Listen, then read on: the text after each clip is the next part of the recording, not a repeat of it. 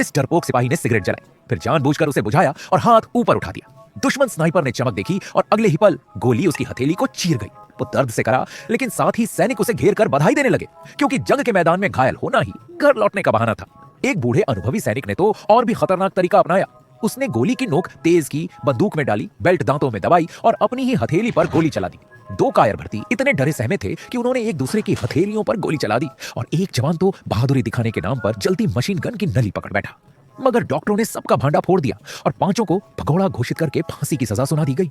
लेकिन चीफ अपने ही सिपाहियों पर हाथ नहीं उठाना चाहता था, इसलिए उन्हें बाहर निकालकर दुश्मन के रहम पर छोड़ दिया। वहां का मंजर बेहद डरावना था। पहला सैनिक सफेद बनियान झंडे की तरह लहराकर रहम मांगने लगा। यह देखकर अपने ही साथी ने शर्म से तिलमिलाकर उसे गोली मार दी। दूसरा सैनिक ग्रेनेड फेंकते ही दुश्मनों की गोलियों से ढेर हो गया। तीसरा सैनिक गाते हुए मौत को गले लगाता है और अगले ही पल गिर पड़ता है।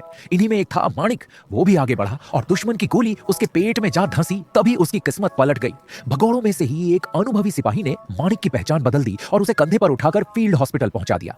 मगर वहां भी आफत टलने वाली नहीं थी। जर्मनों का एक गोला अस्पताल की छत में आ अटका। नर्स से अनजाने में गलती हो गई। हाइड्रोजन से भरा गुब्बारा धीरे धीरे उसी गोले की ओर बढ़ गया। सब जान बचाकर भागना चाहते थे, लेकिन दरवाजे बंद थे। तभी अनुभवी सैनिक दौड़कर स्टील के कमरे में घुसा, दरवाजा बंद किया और रबर की चादरों के बीच छिप गया। अगले ही पल गुब्बारा गोले से टकराया और भीषण धमाका हुआ। पूरे अस्पताल के चिथड़े उड़ गए। वो सैनिक किसी तरह बच गया, लेकिन माणिक के सिर पर लगी चोट से उसकी याददाश्त चली गई। बाद में एक बूढ़ी औरत ने उसे अपने घर ले लिया। वक्त बीते ही माणिक अपनी मंगेतर से मिला। जैसे ही नजरें मिली, औरत की आंखों से खुशी के आंसू बह निकले।